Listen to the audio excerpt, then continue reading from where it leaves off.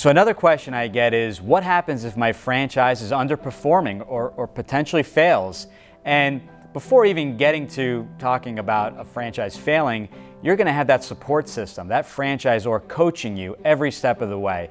Think of them as essentially your coach, your mentor, your support system. So before getting to that stage, if you are having any issues, maybe one of those issues is marketing, right? Not bringing in enough qualified candidates or prospects.